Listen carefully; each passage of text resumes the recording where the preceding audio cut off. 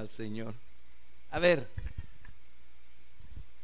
si no aprendieron nada más en estos 3 días, aprendieron a dibujar los muebles del tabernáculo.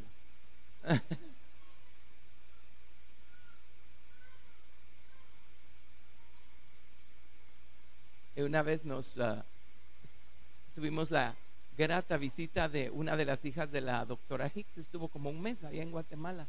Es abogada connotada. Nos dio un curso sobre la comunicación. Y cuando yo predicaba, dibujaba mi tabernáculo.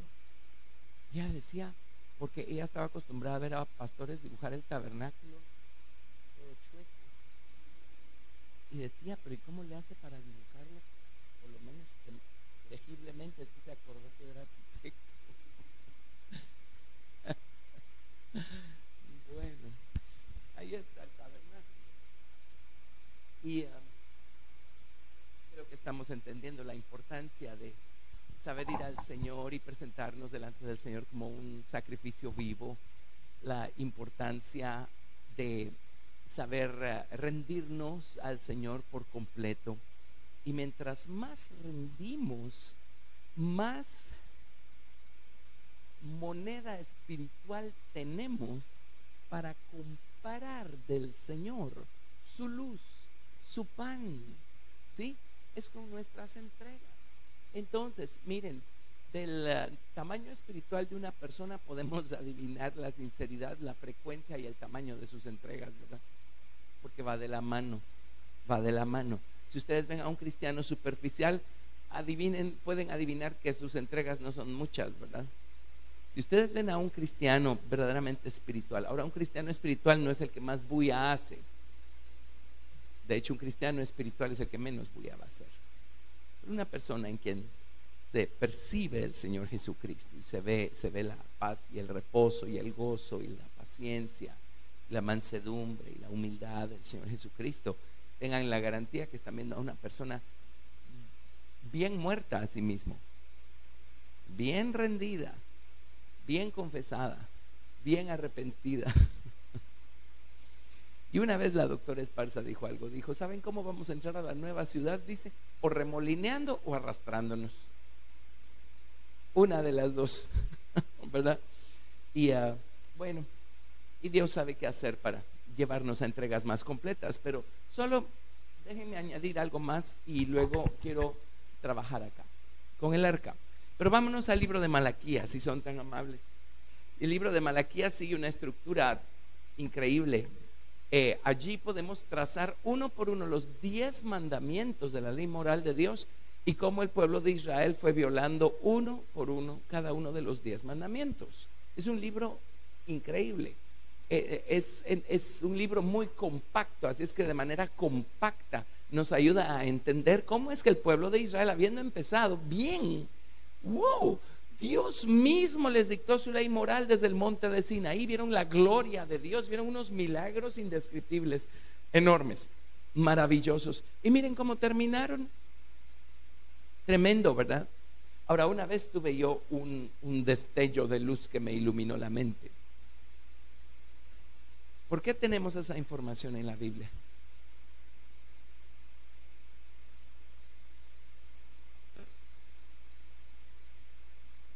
O sea, ¿por qué tenemos toda la historia de Israel? Cómo empezó, cómo terminó, todo lo que hicieron bien y luego todo lo que empezaron a hacer mal y dónde terminaron.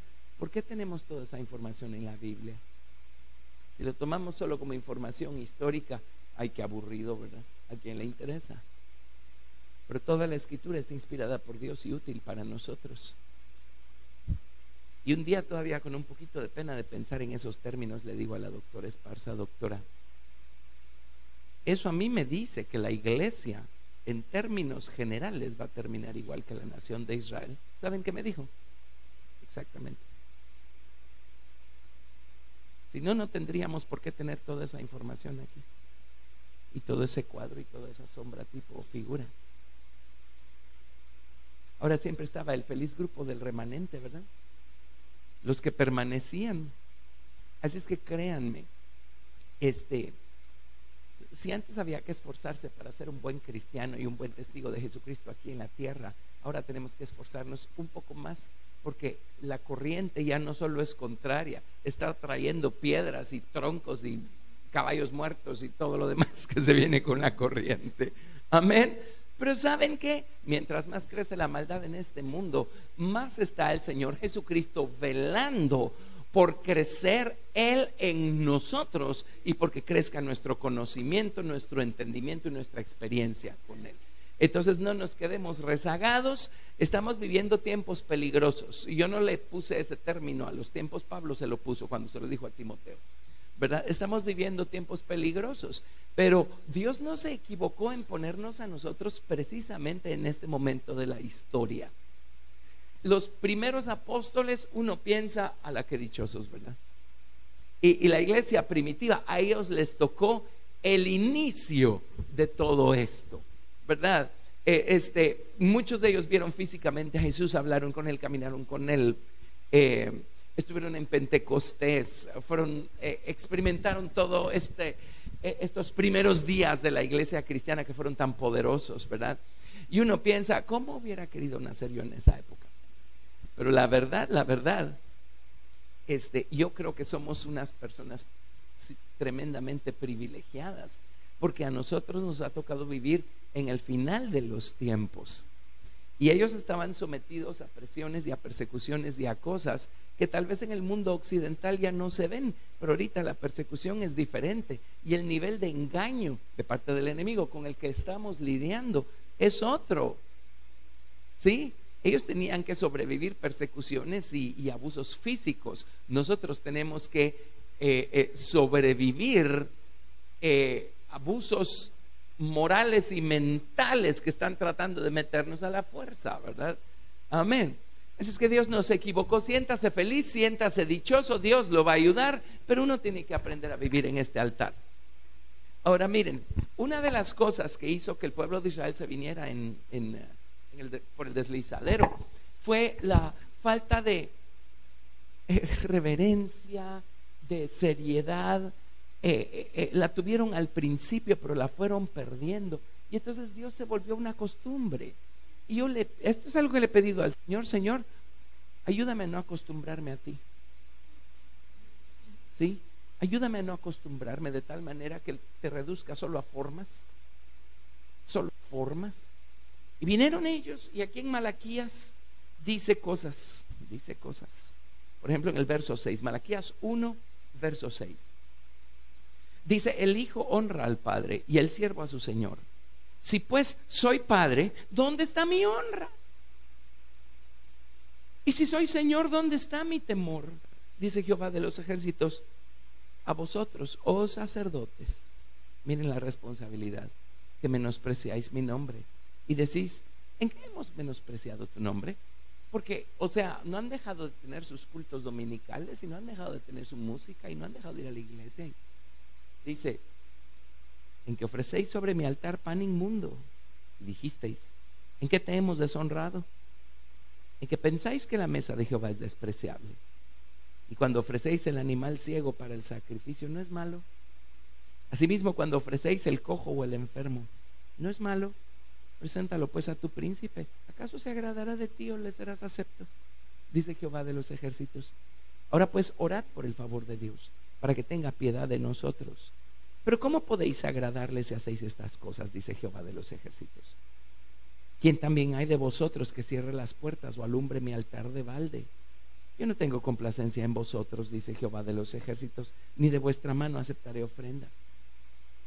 Oiga esto: porque desde donde el sol nace hasta donde se pone, es grande mi nombre entre las naciones, entre los gentiles, y en todo lugar se ofrece a mi nombre incienso y ofrenda limpia, porque grande es mi nombre entre las naciones, o entre los gentiles, dice Jehová de los ejércitos. Y vosotros, los judíos, los sacerdotes, lo habéis profanado cuando decís: inmunda es la mesa de Jehová, y cuando decís que su alimento es despreciable.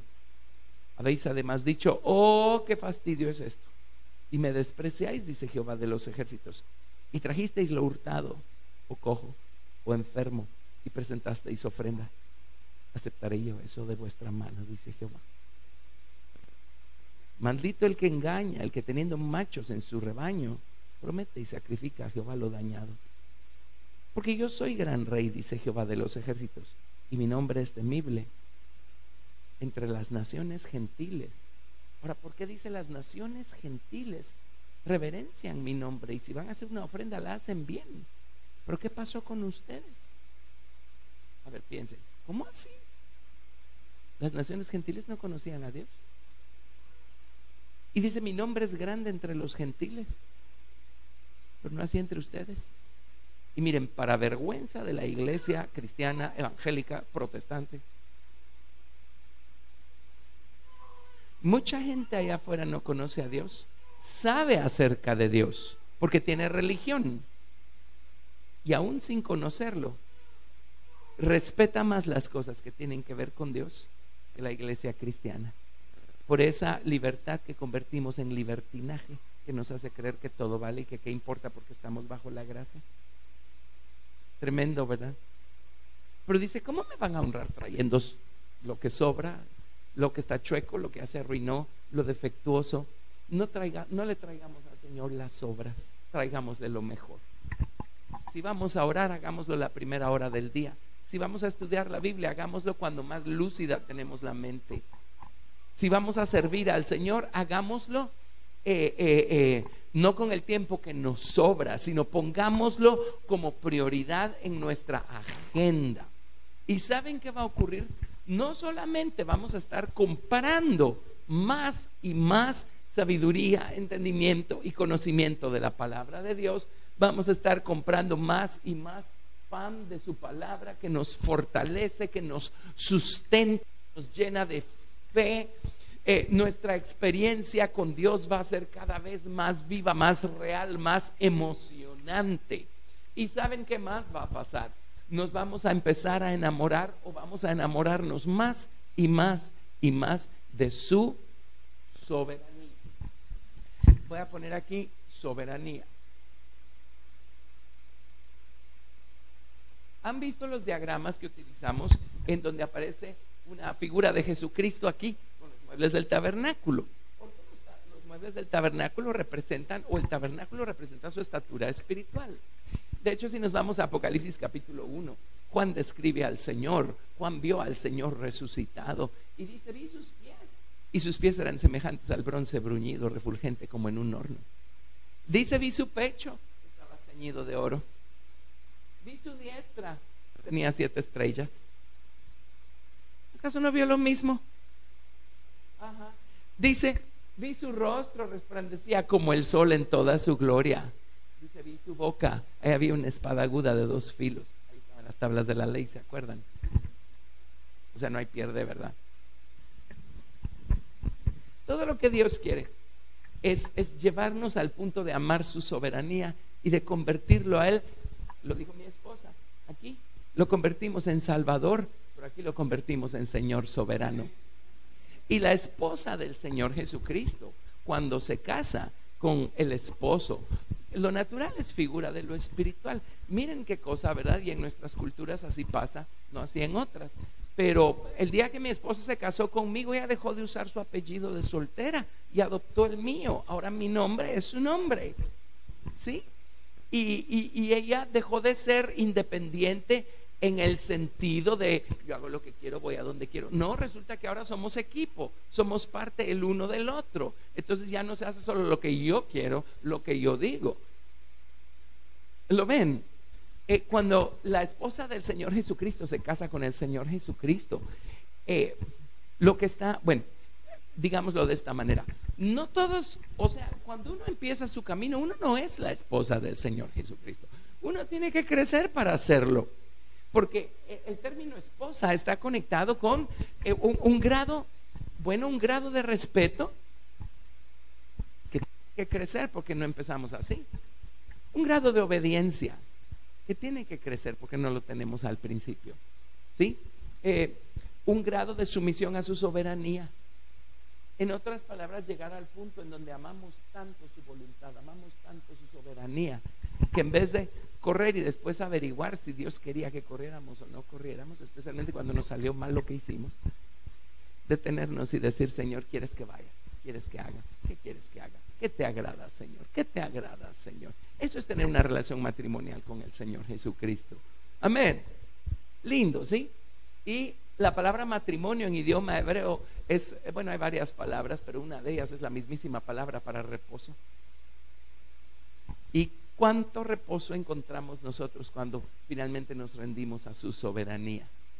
Cuando empezamos a caminar con Dios, su soberanía es solo un concepto para nosotros extraño, porque estamos tan habituados a hacer nuestra propia voluntad. Ya somos salvos y Dios nos deja en paz por un tiempo, porque estamos en esa luna de miel, en ese fuego del primer amor. Estamos conociéndolo, ¿verdad? Pero tarde o temprano el Señor empieza a establecer su soberanía en nuestra vida, y empieza a ayudarnos a entender que de lo que se trata no es que ya soy salvo, entonces ahora Dios es mi siervo. No, Él nos ayuda a entender que ya somos salvos. Ahora poco a poco tenemos que ir entendiendo que nosotros somos siervos del Señor.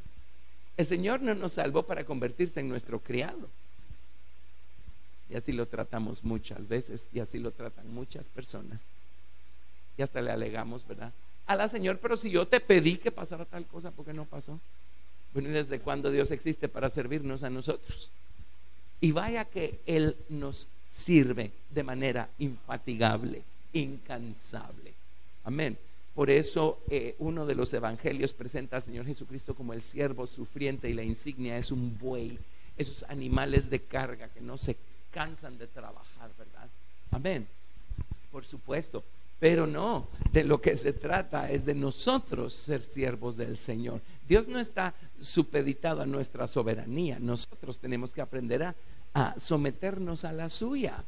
Ahora, en seco, eso suena como yo les conté cuando yo empecé a oír acerca de la soberanía de Cristo. Mi mente carnal pensó: ¡ala, qué horrible! O sea, voy a perder mi independencia, voy a perder mi voluntad, ya no voy a poder hacer nada. Miren qué ignorante era yo. Gracias a Dios por la sangre, por los pecados de ignorancia. Amén. Si no fuera por su misericordia, ya hubiéramos sido todos consumidos quién sabe cuántas veces, ¿verdad? Amén. Usted ponga su vida en el altar aquí sin la sangre del Señor Jesucristo cubriéndolo, y el fuego lo va a convertir en chicharrón. Gracias a Dios por Jesús, ¿verdad? Y por la paciencia que nos tiene el Señor. Tarde o temprano, cuando el Señor empezó a trabajar en mí, Cristo empezó a crecer en mí, y yo en Él empecé a entender, a descubrir esa soberanía, a amarla. Yo quiero hacer su voluntad, yo quiero agradarlo a Él, quiero servirlo a Él, yo quiero tenerlo a Él contento. Cuando empecé, yo quería que Dios me mantuviera contento, dándome todos los juguetes que yo le pedía. Pero cuando crecí, entonces las cosas cambiaron, y ahora yo quiero mantener a Dios contento. Amén. Y ya entendí que Él no me va a dar todos los juguetes que yo le pida. Cuando uno crece, uno deja de pedirle juguetes, ¿verdad? Y solo dulces y chocolates y muy bien. Entonces, la soberanía de Dios. Ahora, recordemos algo que leímos ayer también. Vámonos otra vez, por favor, a Isaías capítulo 55. Isaías 55. Bueno, leamos todo lo que leímos ayer, del verso 1 al verso 4. Isaías 55, del 1 al 4. A todos los sedientos, venid a las aguas, y los que no tienen dinero, venid, comprad y comed. Venid, comprad sin dinero y sin precio vino y leche. ¿Por qué gastáis el dinero en lo que no es pan, y vuestro trabajo en lo que no sacia? Oídme atentamente y comed del bien, y se deleitará vuestra alma con grosura. Inclinad vuestro oído y venid a mí. Oíd y vivirá vuestra alma, y haré con vosotros pacto eterno, las misericordias firmes a David. He aquí que yo lo di por testigo a los pueblos, por jefe y por maestro a las naciones. Así es que bueno, vamos a ver qué más podemos aprender de David el día de hoy, ¿verdad? Porque él nos fue dado por testigo, por jefe y por maestro. David era un hombre conforme al corazón de Dios, como lo sabemos. Cuando Dios desechó a Saúl, a través de Samuel le dijo a Saúl: Saúl, Dios te ha desechado y se ha buscado a un hombre conforme a su corazón. ¿Qué dirían ustedes que es ser un hombre conforme al corazón de Dios? ¿O qué cosa calificó a David para hacerlo? Que una cosa, una sola palabra: obediente. ¿Qué fue lo que hundió a Saúl? Nunca le hizo caso a Dios. Él siempre sabía mejor. Él siempre sabía mejor, él siempre sabía cómo resolverlo, él siempre sabía cómo hacerlo. Dios le decía: hazlo de esta manera, y Saúl siempre tenía una mejor idea. Pues Dios es tardo para la ira. ¿Se imaginan cuánto exasperó Saúl al Señor, que Dios dijo: hasta aquí? Y dijo: me voy a conseguir a alguien conforme a mi corazón. Y un calificativo pues que tenía David, que lo hace calificar, valga la redundancia, es: él era un hombre, él era una persona obediente. David amaba la soberanía de Dios. Esto nos dice a nosotros que él era una persona que había recorrido este camino, una persona madura, una persona que buscó al Señor Jesucristo y lo encontró. Y es una persona que empezó a edificar este santuario en su vida personal. David, hay un pastor que una vez lo dijo de esta manera: David es un personaje del Nuevo Testamento metido dentro del Viejo Testamento. En otras palabras, es uno de esos pocos grandiosos ejemplos de personas que, metidos dentro del antiguo pacto, tuvieron los ojos de la fe abiertos para ver el cumplimiento por encima de las formas, de las figuras. Él no solo se quedó con las acciones y actividades y ejercicios religiosos, él encontró a Dios y encontró una relación personal con Dios. Por eso suceden cosas como que cuando David hizo su casa en Sión y trajo el arca a Sión, solo el arca estaba en Sión, el resto del tabernáculo estaba en los montes de Gabaón, ¿verdad? Él tenía el arca. Alguien dirá: ¿y por qué no se llevó todo el tabernáculo a Sión? Porque ya lo tenía escrito en su corazón. ¿Sí? Y podemos trazarlo en sus experiencias personales. Podemos oír a David diciendo: Señor, límpiame y voy a ser más blanco que la lana, ¿verdad? Y oímos a David, vemos a David arrepintiéndose profundamente, y vemos a David diciendo: no quites de delante de mí tu Santo Espíritu. Y lo vemos lleno del Espíritu Santo. Y vemos a David un hombre de oración, y vemos el entendimiento que tenía de la palabra de Dios, la sabiduría que David tenía. Vemos a David cómo se fortalecía en el Señor. Todo esto era una experiencia viva para el rey David. Para el resto de la nación de Israel seguían siendo muebles, y el sacerdocio se seguía haciendo una serie de ordenanzas con las que tenían que cumplir todos los días. Y qué catastrófico, qué penoso, qué triste y qué desastroso que Dios sea para la gente una serie de ordenanzas con las que hay que cumplir todos los días. Qué desesperante, qué aburrido. ¿Están grabando? Bueno, pero creo que se los puedo decir, ¿verdad? Porque no lo van a hacer público. Pero un amigo nuestro, pastor, ministro, era muy amigo del rabino de ese entonces, allá en Guatemala.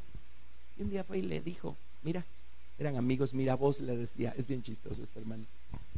Le dijo al rabino: ¿tú qué opinas de los cristianos gentiles que se están volviendo judíos? ¿Saben qué le dijo el rabino? Le dijo: yo no sé cómo la gente que tiene la dicha de no haber nacido dentro del judaísmo está buscando someterse a semejante yugo. O sea, si van a ser judíos, séanlo bien, y van a morir en el intento. Es una cosa tan cargosa, tan complicada, tanto detalle y tanta cosa con la manera como tienen que hacer sus celebraciones y sus cosas y todo. Y son páginas tras páginas tras páginas de instrucciones, indicaciones de cómo tiene que ser hecho esto, de cómo tiene que ser hecho aquello. Y no les está añadiendo, pero ni un ápice de estatura espiritual, exactamente, porque solo es la forma, solo es la forma. Y lamentablemente muchos cristianos reducen a Dios a formas también. Qué pena, ¿verdad?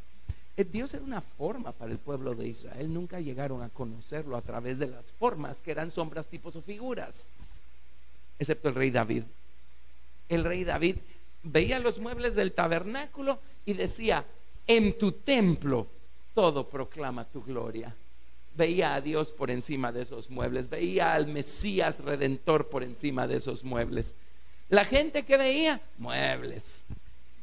David que veía, dice: vieron tus caminos, oh Dios, los caminos de mi Dios, de mi rey, en el santuario. David que veía un mapa, un camino espiritual, algo que lo estaba llevando a tener un nivel de relación cada vez más profundo con el Señor Jesucristo. ¡Wow! Hermoso. Él era un hombre conforme al corazón de Dios, era obediente, y esa obediencia lo hizo llegar lejos. No era perfecto, de acuerdo, concedido. ¿Y usted quién es para señalar a David de ser imperfecto? Era más perfecto en muchas áreas que todos nosotros juntos, ¿verdad? Amén. Humano, imperfecto, pero era lo que era. Y lo que sí sabía era arrepentirse. Era perfecto en arrepentimiento. Sí, y la Biblia, cuando la Biblia habla de que Dios nos manda a ser perfectos, ¿se acuerdan que dice ser perfectos como vuestro Padre que está en los cielos es perfecto? Y dice: los ojos del Señor recorren toda la tierra buscando a alguien que sea perfecto. Dice, uno dice: ya salí yo del cuadro, pues ahí ya no entro yo, ¿verdad? Nadie puede ser perfecto. Entonces, ¿a qué se está refiriendo?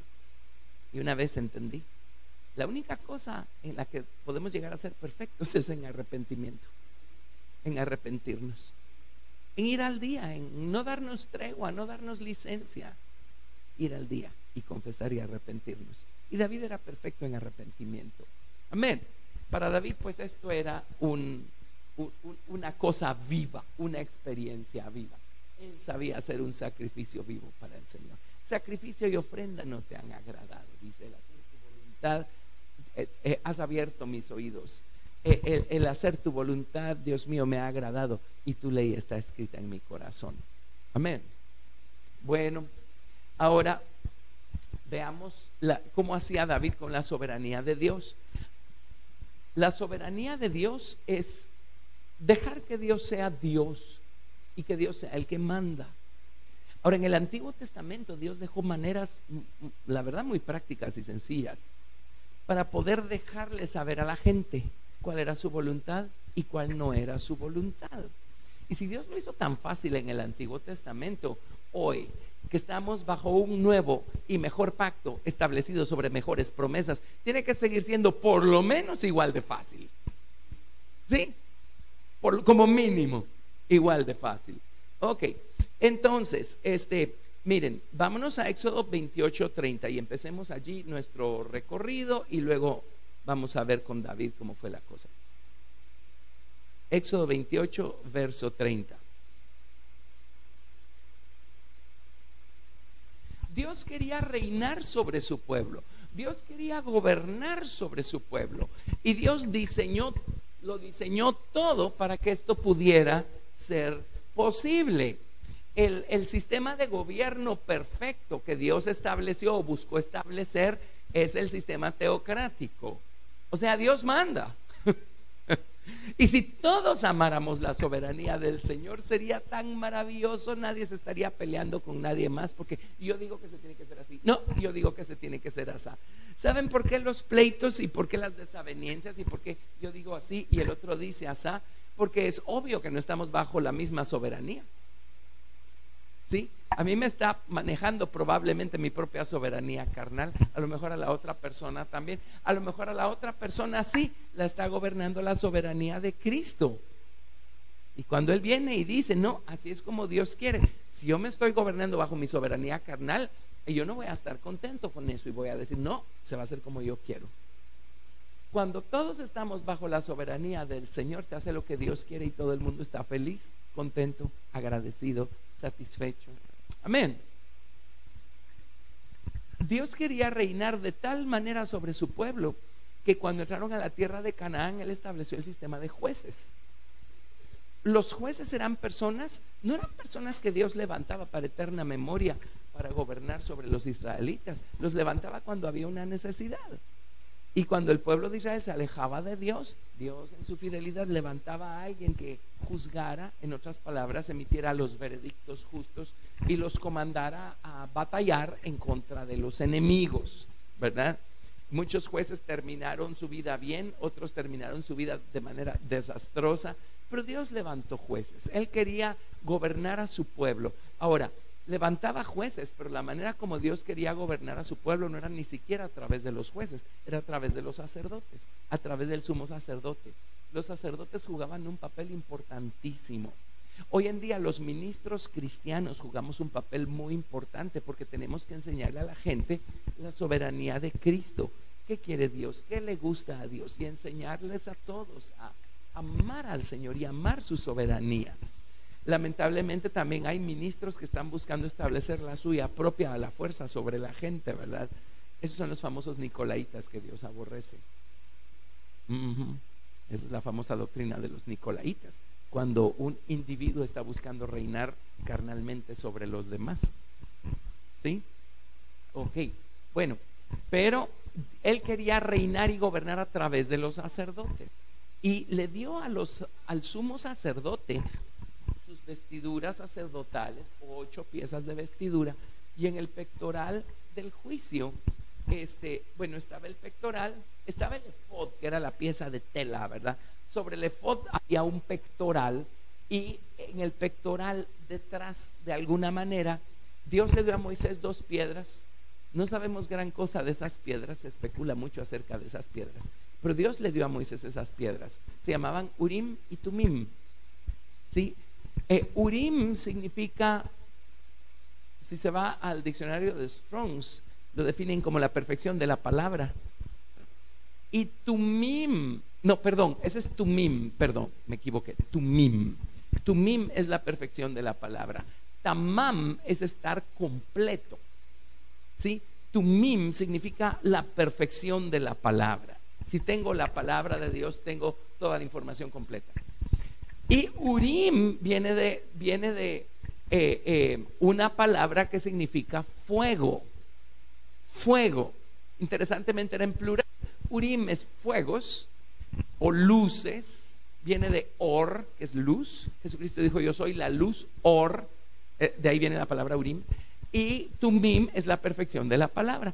En otras palabras, estas 2 piedras representaban al Espíritu Santo y la palabra de Dios. Y ambas trabajaban juntos. Ambas, cuando necesitaban saber cuál era la voluntad de Dios, el sacerdote consultaba al Señor. Entonces el sacerdote se paraba a la puerta del santuario. Se debe haber parado aquí en el atrio. Él no entraba al lugar santísimo ese día, pero Dios hablaba desde su gloria que estaba aquí sobre el arca en el lugar santísimo, y dejaba que el sacerdote supiera lo que Dios estaba diciendo. El sacerdote entonces hablaba en nombre de Dios o profetizaba.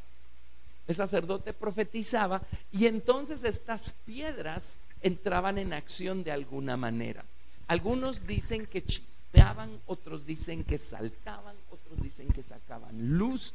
De la manera como haya sido, estas 2 piedras entraban en acción, y el sacerdote y la persona que consultó a Dios a través del sacerdote, entonces tenían una confirmación que efectivamente Dios había hablado y Dios había revelado su voluntad. Amén. Pues ellos tenían esas 2 piedras. Nosotros tenemos la palabra de Dios y tenemos los dones del Espíritu Santo. Ven qué hermoso trabaja el Señor. ¿Para qué nos dio su palabra y nos dio sus dones? Para que conozcamos cuál es su voluntad, qué cosa le agrada, cómo debemos hacer las cosas. Amén. ¿Qué se debe hacer y cómo? Para que conozcamos su soberanía. Amén. Su soberanía. Entonces, en Éxodo capítulo 28, verso 30 dice: y pondrás en el pectoral del juicio Urim y Tumim, para que estén sobre el corazón de Aarón cuando entre delante de Jehová. Y llevará siempre a Aarón el juicio de los hijos de Israel, o los veredictos, o la sentencia divina, sobre su corazón delante de Jehová. En otras palabras, Aarón iba delante del Señor y le decía: Señor, ¿qué opinas de esto? ¿Qué opinas de aquello? Y el Señor le revelaba su sentencia o sus veredictos, ¿verdad? Así es como Dios quería gobernar al pueblo de Israel. Realmente era a través de los sacerdotes. Los sacerdotes tenían que enseñarle su ley al Señor, y tenían el Urim y el Tumim, ¿verdad? Para que Dios pudiera ser consultado. ¿Se imaginan entonces, o ahora entendemos de una manera más completa, cuán ofensivo fue para Dios cuando los israelitas pidieron que Dios les diera rey? Eso contristó el corazón de Dios de una forma tremenda. Contristó a Samuel, y Dios todavía consoló a Samuel y le dijo: Samuel, no, si no es a ti al que están rechazando, es a mí. Y ellos dijeron: no queremos ser diferentes, no queremos nadar contra la corriente, queremos ser igual que el resto de las naciones de la tierra. Queremos un rey. Ahora, Dios es tan misericordioso que, sabiendo que eso iba a pasar, ya había dado ordenanzas en cuanto al rey. Si un día pedían rey, y Dios les daba rey, les dijo varias cosas. Por ejemplo, les dijo: ok, si un día van a tener rey, el rey no se puede casar con una mujer extranjera, hija de reyes extranjeros. Y se acuerdan, lo primero que hizo Salomón, se fue a casar con la hija del faraón. Sí, o sea, la caída de Salomón no fue solo en el último minuto de su vida, ¿verdad? Empezó a sembrar mal desde el principio. Y también les dijo, cuando haya un rey, el rey con su puño y letra se tiene que hacer una copia de este libro de la ley.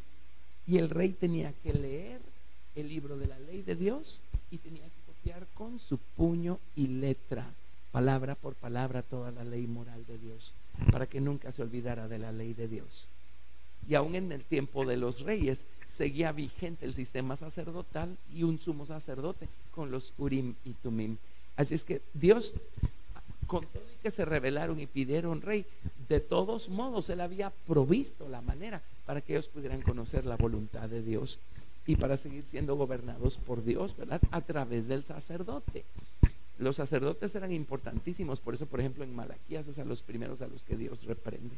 Y cuando ellos se apartaron de Dios, arrastraron a toda la gente y la alejaron de Dios, ¿verdad? Tremendo, ¿sí? Bueno, Levítico 8 del 7 al 9.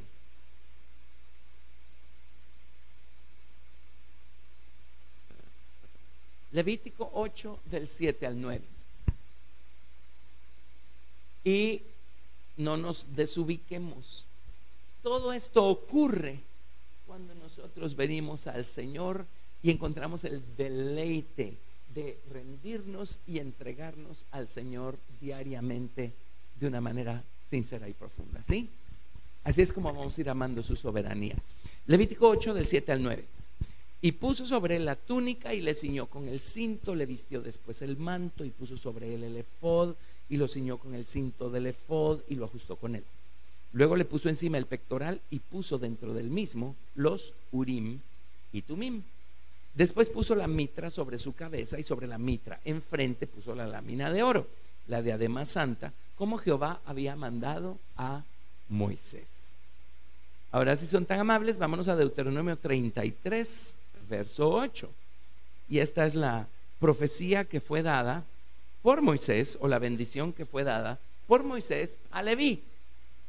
Deuteronomio 33, verso 8. Deuteronomio 33, 8. A Leví dijo: tu Tumim y tu Urim sean para tu varón piadoso, a quien probaste en Masa, con quien contendiste en las aguas de Meriba, quien dijo de su padre y de su madre: nunca los he visto, y no reconoció a sus hermanos ni a sus hijos conoció, pues ellos guardaron tus palabras y cumplieron tu pacto. Ellos enseñarán tus juicios a Jacob y tu ley a Israel. Pondrán el incienso delante de ti y el holocausto sobre tu altar. Bendice, oh Jehová, lo que hicieren y recibe con agrado la obra de sus manos. Hiere los lomos de sus enemigos y de los que los aborrecieren, para que nunca se levanten. Wow. ¿Se acuerdan cuando Moisés subió al monte de Sinaí y el día que descendió del monte, que fue el día 40, los israelitas estaban adorando al becerro de oro, ¿verdad? Moisés trazó una raya en la arena, por así decirlo, y dijo: ¿quién está con Dios? Júntese conmigo. Y horroriza esto, ¿verdad? Solo la tribu de Leví se juntó con Dios. Y sino que pasó por la mente de las otras 11 tribus. Y ese día la tribu de Leví se ganó como herencia el sacerdocio. El sacerdocio era una promesa que Dios le había hecho a las 12 tribus. Desde que las sacó de Egipto les dijo: ustedes van a ser un pueblo de sacerdotes, gente santa. Pero cuando ellos eligieron al becerro de oro, y solo la tribu de Leví eligió por Dios, ellos se quedaron con el sacerdocio. ¿Quiere una vida de oración más consistente, más poderosa? Y dijo, y parte de la herencia de la tribu de Leví es que entre ellos siempre va a haber alguien con Urim y Tumim. O sea, siempre van a conocer la voluntad de Dios, siempre van a saber cuál es el camino. Amén. Eso es para nosotros también. Pero Dios espera que nosotros hagamos elecciones. Y ahí los de la tribu de Leví tuvieron que elegir por encima de sus propios hermanos. Aquí leímos, dice, no reconocieron ni a su padre, ni a su madre, ni a sus hermanos. Eso fue cuando Dios les dijo allá al pie del monte de Sinaí, les dijo: miren, si ustedes ven a alguien que adoró el becerro de oro, alancéenlo con sus espadas, no importa si es su mamá, su papá, su hermano. Y así fue como ellos se santificaron para Dios. Ahora no es que usted vaya y mate a su familia. El principio es: aunque su papá, su mamá, sus hermanos, sus hijos, los hermanitos de la otra iglesia, el mundo cristiano en general estén haciendo las cosas contrario a como deben ser hechas, usted haga las cosas como Dios manda. Amén. Eso es no considerar al papá, a la mamá, a los hermanos. Ellos hicieron una elección por encima de lo que veían a sus hermanos hacer. Y este camino a estas alturas se trata de elecciones que tenemos que hacer a pesar de lo que vemos a nuestro alrededor. Vieran cómo cuesta pastorear a la gente en estos días. ¿Saben por qué? Por el ejemplo que tienen a su alrededor. Cuando yo empecé, todos los cristianos actuaban igual, se veían igual, hablaban igual y buscaban santificarse para Dios, buscaban amarlo más, buscaban rendirse más, buscaban ser mejores cristianos y mejores testigos del Señor Jesucristo. Ahorita estamos rodeados de toda una serie de todo vale, ¿verdad? Y entonces toman nota nuestros chicos y ven lo que está pasando alrededor suyo, y la pregunta es: ¿y por qué aquí no lo hacemos igual? ¿Me explico? Qué bueno que la tribu de Leví no dijo: ¿y nosotros por qué no hacemos lo mismo que están haciendo nuestros hermanos? Eso les ganó el sacerdocio. Amén. Bueno, ¿están aquí? Ok. Eso les ganó el sacerdocio. En fin, el Urim y el Tumim. Bueno, vayámonos ya a las historias. Vámonos a las historias emocionantes con esto del Urim y el Tumim. Vámonos a Números 27, 18. Números 27, verso 18.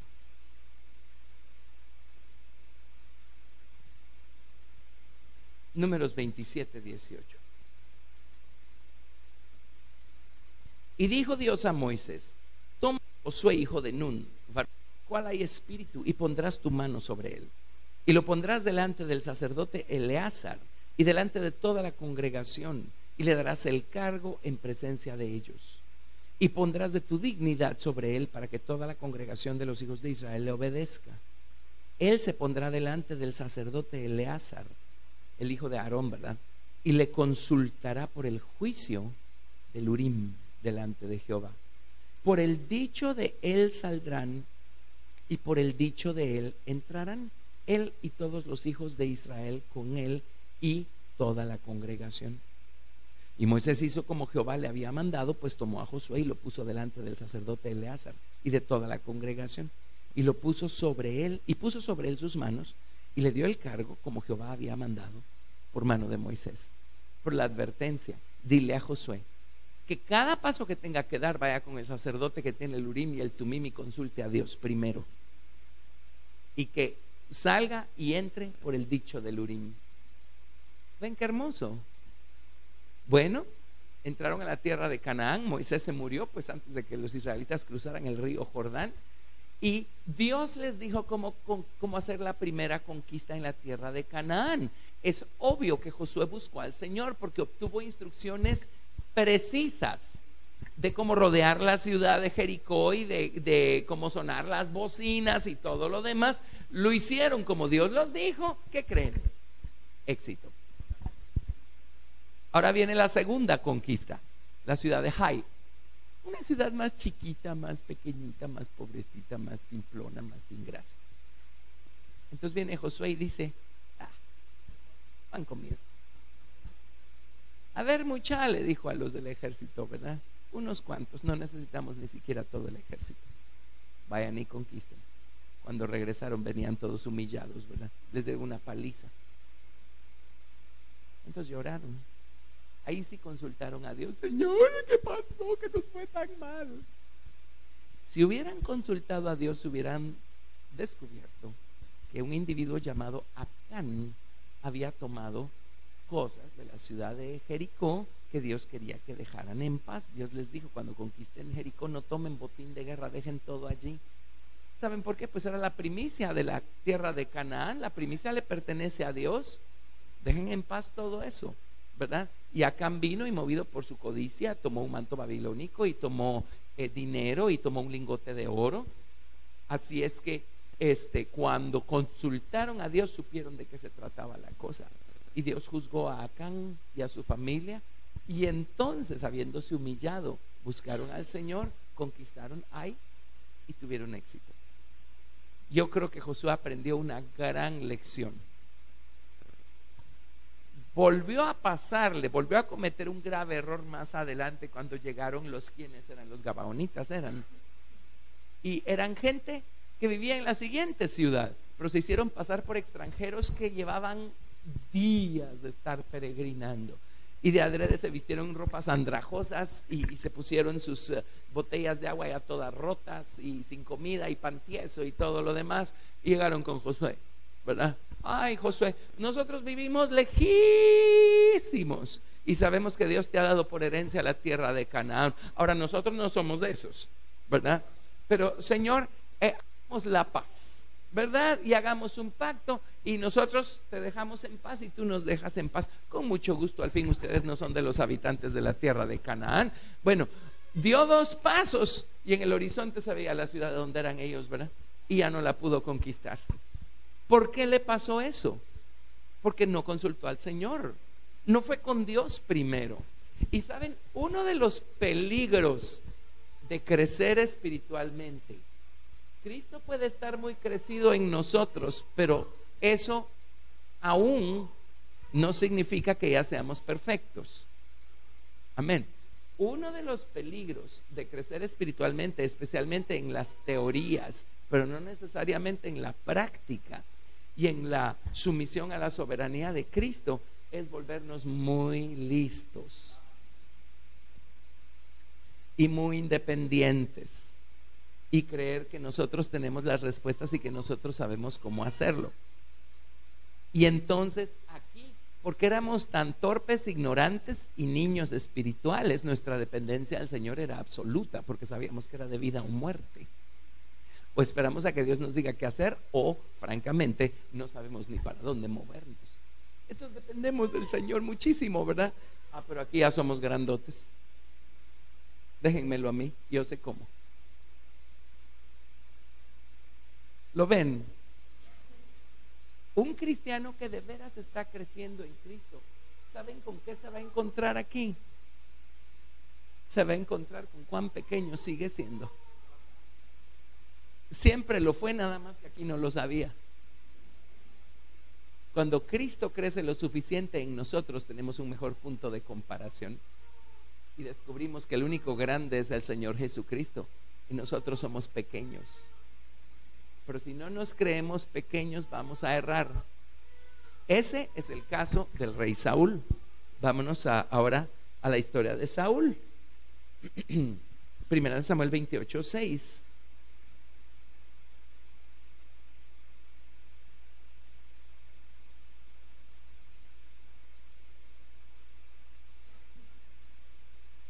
Vamos a ver.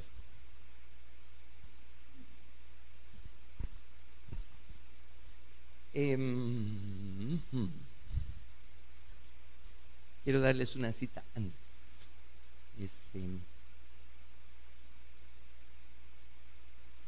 Déjenme ver. Voy a darles una cita antes y luego voy a darles ahí la de 28. Empecemos con la historia de Saúl. No nos vayamos tan atrás. Vámonos por favor a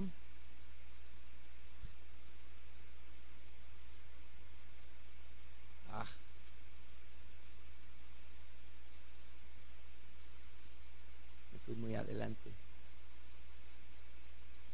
Estoy buscando cuando Saúl le perdonó la vida a Agag, el rey de Amalek. A ver, ¿por qué no lo encuentro?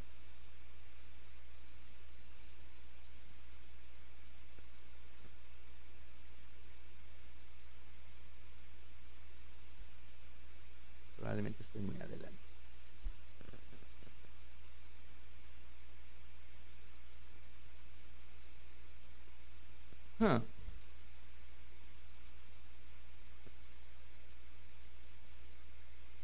Ya lo encontré. Lo tengo enfrente y no lo veía. Primera de Samuel 15. Disculpen. Eso es lo que quería. Perdonen. Primera de Samuel 15. A veces pasa, ¿verdad? Uno lo está viendo y dice uno, pero ¿dónde está? ¿Se acuerdan cómo empezó Saúl?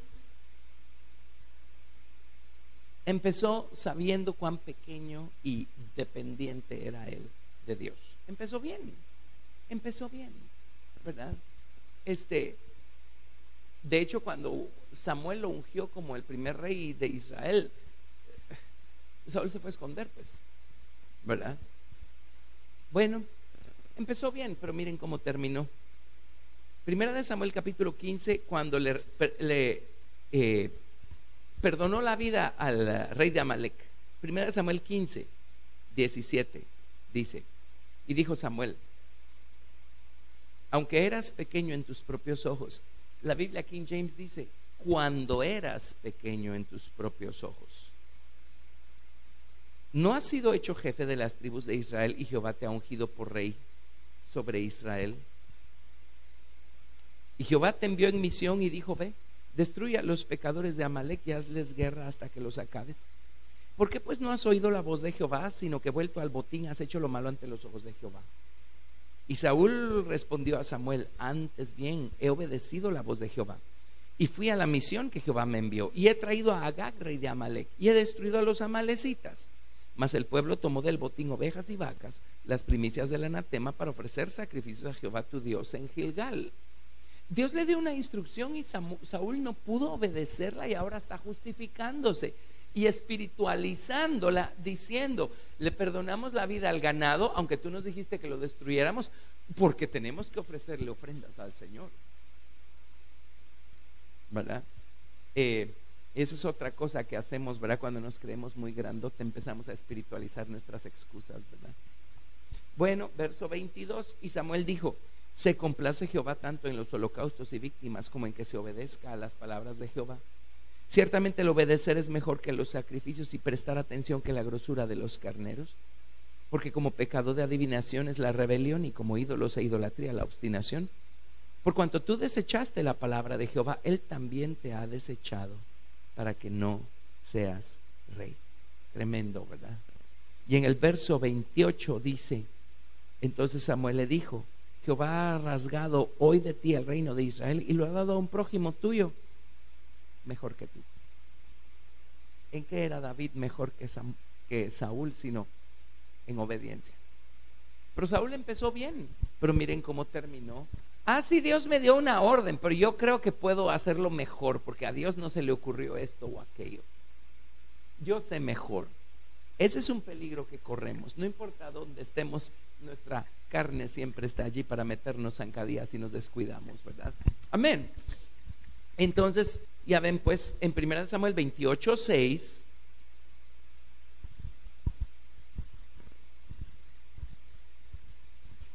ya al final de sus días, cuando los filisteos les presentaron guerra y fue la batalla en donde murió Saúl, dice 1 Samuel 28:6, y consultó Saúl a Jehová, pero Jehová no le respondió ni por sueños, ni por Urim, ni por profetas. Él no amaba la soberanía de Dios. Entonces el Urim y el Tumim no van a funcionar si uno no ama la soberanía de Dios. En otras palabras, si uno dice que ama la soberanía de Dios, pero uno busca hacer su propia voluntad, tarde o temprano uno ya ni siquiera va a oír la voz de Dios dándole dirección a uno, ¿verdad? Y uno va a estar simplemente a sus anchas y uno se va a meter en problemas. Ahora, vámonos a David. Por algo nos fue dado por jefe, por maestro, por testigo. En 1 Samuel 21:1, cuando el rey Saúl, cuando Dios quitó su espíritu de Saúl y un espíritu malo de parte de Dios lo atormentaba y todo, Saúl se dio a la tarea de matar a David a toda costa.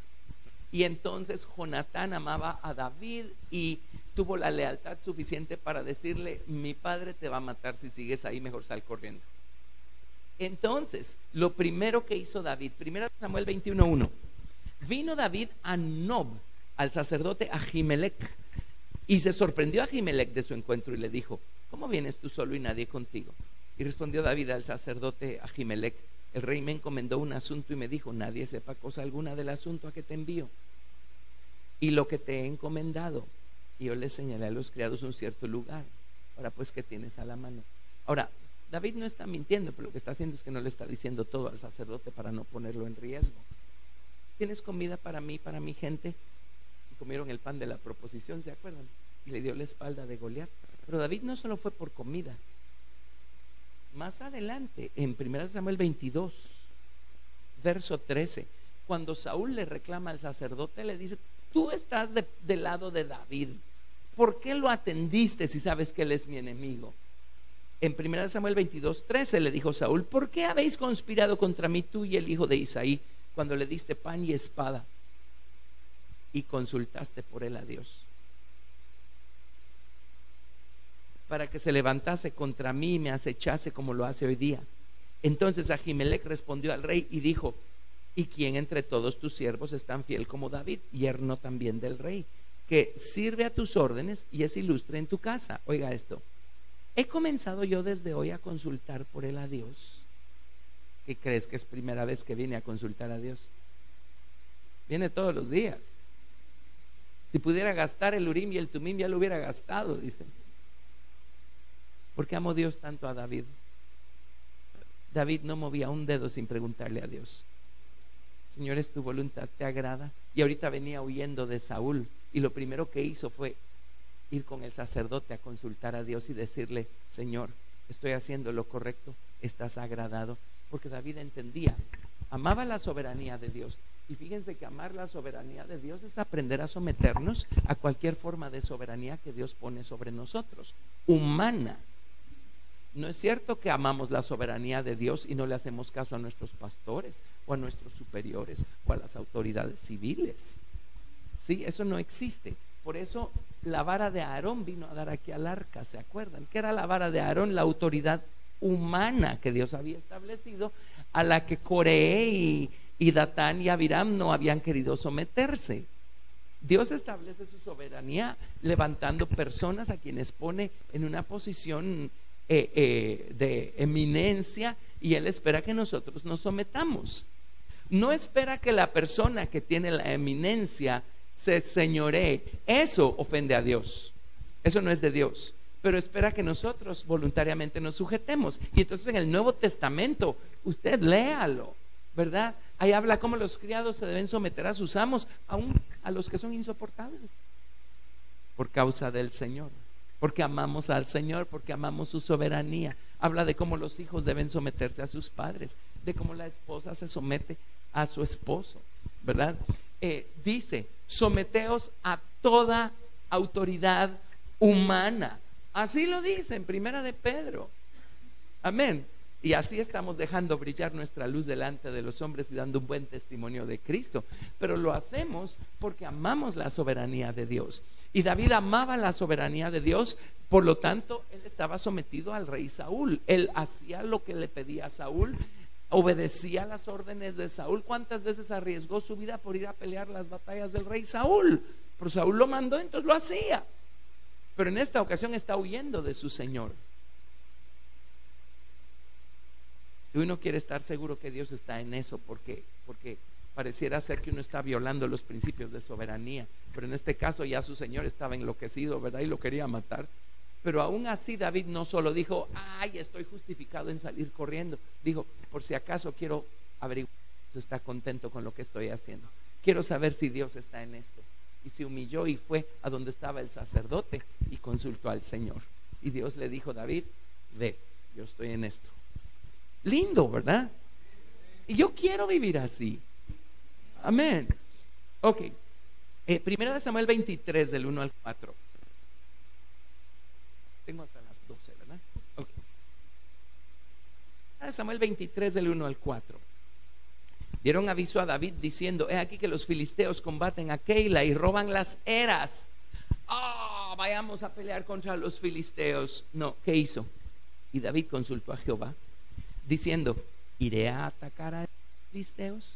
La lógica humana dice, vayan y ataquen. Ajá, pero ¿qué dice Dios? Y Jehová respondió a David, ve, ataca a los filisteos y libra a Keila. Pero los que estaban con David le dijeron, he aquí que nosotros aquí en Judá estamos con miedo. ¿Cuánto más si fuéramos a Keila contra el ejército de los filisteos? Entonces, ¿qué creen? David volvió a consultar a Jehová. Y Jehová le respondió y dijo, levántate, desciende a Keila, pues yo entregaré en tus manos a los filisteos. Pues ya con esa información fue de mil amores a pelear contra los filisteos, ¿verdad? Entonces miren, fue David con sus hombres a Keila y peleó contra los filisteos. Se llevó sus ganados y les causó una gran derrota y libró David a los de Keila. Y aconteció que cuando Abiatar, hijo de Ahimelech, este es el sacerdote, ¿verdad?, huyó siguiendo a David a Keila, descendió con el efod en su mano. ¿Sí? Él sabía cuánto amaba a David, la voluntad de Dios. El sacerdote agarró el efod y dijo, yo me voy con David para hacerle más práctico el proceso. ¿Verdad? Entonces miren, verso 7. Y fue dado aviso a Saúl que David había venido a Keila. Entonces dijo Saúl, Dios lo ha entregado en mi mano, pues se ha encerrado, entrando en ciudad con puertas y cerraduras. Y convocó Saúl a todo el pueblo a la batalla para descender a Keila y poner sitio a David y a sus hombres. Mas entendiendo David que Saúl ideaba el mal contra él, dijo a Abiatar sacerdote, trae el efod. Y dijo David, Jehová Dios de Israel, tu siervo tiene entendido que Saúl trata de venir contra Keila a destruir la ciudad por causa mía. ¿Me entregarán los vecinos de Keila en sus manos? ¿Descenderá Saúl como ha oído tu siervo? Jehová Dios de Israel, te ruego que lo declares a tu siervo. Y Jehová dijo, sí, descenderá. Dijo luego David, ¿me entregarán los vecinos de Keila a mí y a mis hombres en manos de Saúl? Y Jehová respondió, os entregarán. Entonces salió corriendo.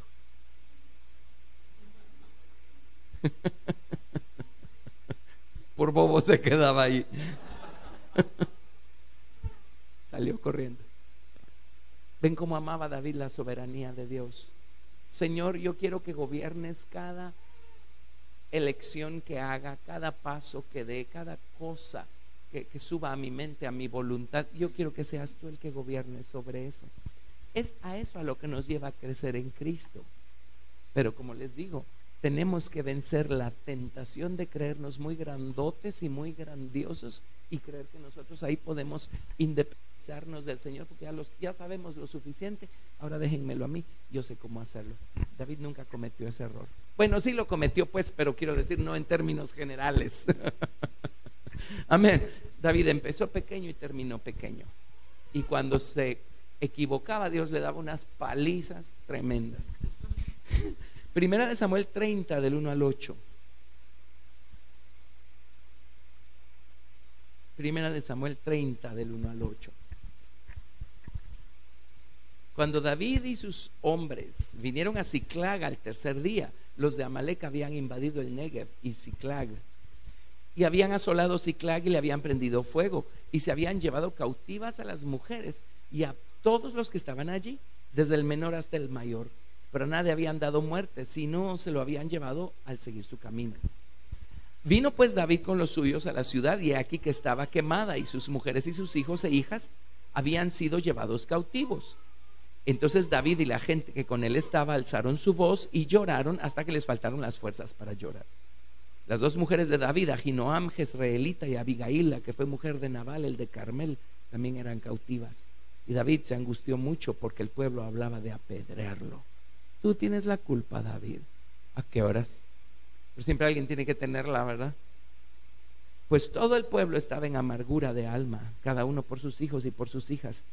Ahora oiga esto: mas David se fortaleció en Jehová su Dios. ¿Cómo? Y dijo David al sacerdote Abiatar, hijo de Ahimelech: yo te ruego que me acerques el efod. Y Abiatar acercó el efod a David, y David consultó a Jehová diciendo: perseguiré a estos merodeadores, ¿los podré alcanzar? Y él le dijo: síguelos, porque ciertamente los alcanzarás, y de cierto librarás a los cautivos. ¿Cómo se fortaleció en Dios? Fue a preguntarle: Señor, ¿ahora qué hago? Señor, ¿ahora qué hago? Estos me quieren apedrear, me están culpando por algo que no es mi culpa. ¿Ahora qué hago? Y Dios le dio la respuesta y supo qué hacer. Amén. Anoten estas citas y así tienen material para estudiar en casa. Además de las que ya les di, anoten segunda de Samuel 2 del 1 al 2.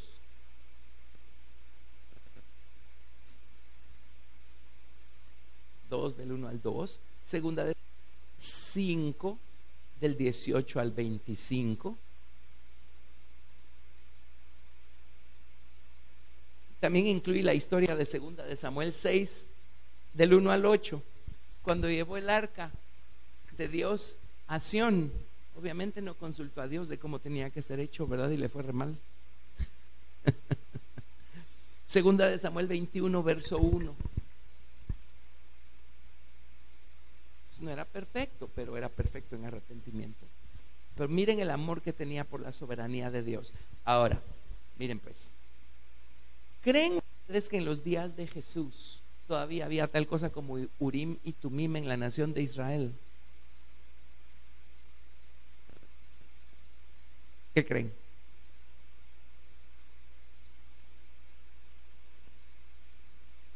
Pues todavía estamos bajo la dispensación del antiguo pacto, ¿verdad? El Urim y el Tumim no se han ido a ningún lado.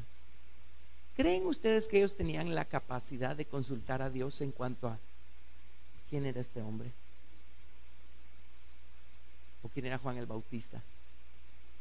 ¿Sí? Caifás tenía el Urim y el Caifás era, ¿verdad? Sí. Tenía el Urim y el Tumim. Y les voy a enseñar cómo consultaron a Dios en cuanto a Juan el Bautista y no hicieron caso. Y supieron con total precisión quién era Jesús. Y cuando lo supieron, más ganas les dio de matarlo.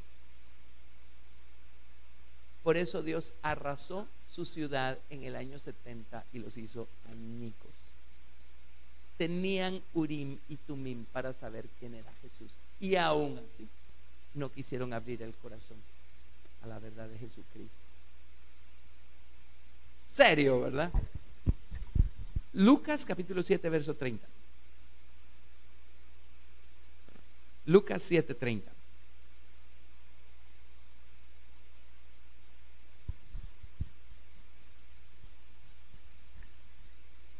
Lucas 7:30. ¿Se acuerdan que Juan el Bautista fue enviado como precursor del Señor Jesucristo? Y Juan el Bautista llevaba un mensaje tremendo, fuerte, ¿verdad? Un mensaje de arrepentimiento, preparando el camino del Señor. Y las personas que oyeron el mensaje de Juan, el terreno ya estaba pavimentado en sus corazones para que cuando vino Cristo y lo oyeron, lo reconocieron y lo siguieron, ¿verdad? Ese era el plan de Dios.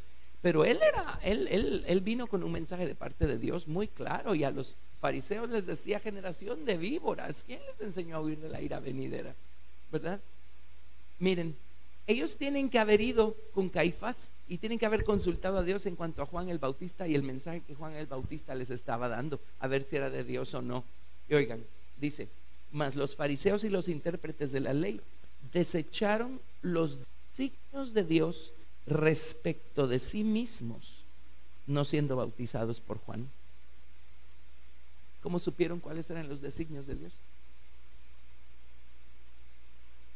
Sabían cuáles eran los designios de Dios y los desecharon. Tremendo, ¿verdad? Ahora, si esa no le convenció, vámonos a Juan 11.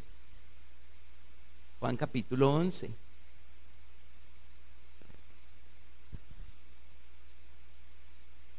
A partir del verso 47. Oiga esta historia. Juan 11, 47. Entonces los principales sacerdotes y los fariseos reunieron el concilio y dijeron: ¿qué haremos? Porque este hombre hace muchas señales. Si le dejamos así, todos creerán en él y vendrán los romanos y destruirán nuestro lugar santo y nuestra nación. Entonces Caifás, uno de ellos, sumo sacerdote aquel año, les dijo: ¿vosotros no sabéis nada? ¿Ni pensáis que nos conviene que un hombre muera por el pueblo y no que toda la nación perezca? Esto no lo dijo por sí mismo, sino que como era el sumo sacerdote aquel año, profetizó que Jesús había de morir por la nación. Y no solamente por la nación, sino también para congregar en uno a los hijos de Dios que estaban dispersos. ¿Sabían quién era Jesús? ¿Sabían que Él iba a morir tomando el lugar de toda la nación para que no pereciera toda la nación? Y sabía que el Señor Jesucristo también estaba dando su vida por la gente, el resto de la gente, ¿verdad? Verso 53. Así que desde aquel día acordaron matarle. ¿Sabían quién era Jesús? ¿Sabían a qué vino? Lo sabían. Tenían Urim y Tumim. Tremendo, ¿verdad?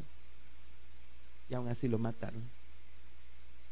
Y mucha gente sabe acerca de Jesucristo en nuestros días, y aún así insisten en darle la espalda, ¿verdad? Pero este camino nos lleva a crecer espiritualmente de tal manera que amemos su soberanía. ¿Cuál fue el éxito del rey David? Por eso nos fue dado por testigo, por jefe y por maestro. ¿Cuál fue su éxito? Una dependencia total al Señor. Y no hacía nada hasta que el Señor le respondiera, aunque estuviera metido en una situación peligrosa. Dijo: espérense, busquemos la mente del Señor. Busquemos que Dios nos hable y nos diga qué tenemos que hacer aquí. Amén. Y para eso tenemos su palabra y su espíritu. Y créanme, el don, en algunas Biblias le llaman el don de gobernaciones. No me acuerdo cómo le llaman. Creo que en la nuestra le llaman gobernaciones, en la otra le llaman pilotaje. Pero eso tiene que ver con el Urim y el Tumim. Hay personas que tienen este don operando en sus vidas de una manera especialmente enfática.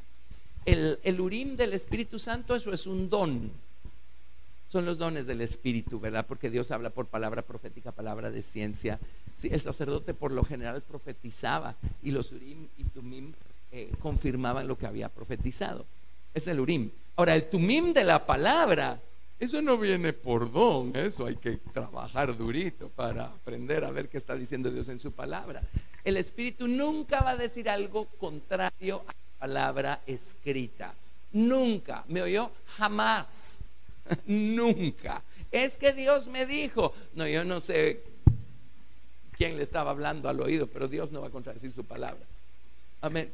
Pero amemos su soberanía. ¿Dónde empieza eso? Amando el altar de bronce y buscando ser un sacrificio vivo para Él todos los días de nuestra vida. Esto hace del cristianismo una experiencia emocionante, viva y poderosa. ¿Sí? Bueno, hasta ahí con esto, ¿verdad? Si no los voy a los voy a matar. Aprendimos algo. Gracias a Dios. Demos gracias a Dios. Gracias, Señor Jesús. Te amamos, te amamos, te amamos. Ahora allí donde estamos, doblemos nuestras cabezas y seamos sinceros. Y si sí queremos, digámoselo. Digámosle: Jesús, quiero crecer un poquito más. Quiero conocerte un poco mejor. Quiero entregarme de una manera más completa. Y quiero someterme a tu soberanía de una manera todavía más completa. Gracias por salvarme. Gracias por tomarme de la mano. Señor, aunque yo me resista, tú jálame, arrástrame, empújame. Lo que tengas que hacer, hazlo, Señor. Pero, Señor, forma tu estatura, forma tu naturaleza en mí. Forma en mí tu amor por el Padre, por la soberanía del Padre. Y hazme amar tu soberanía, amar tu voluntad. Ayúdame a crecer en dependencia, Señor Dios, en entrega, en confianza hacia ti. Ayúdame, Señor, a ser como el rey David en cuanto a consultarte a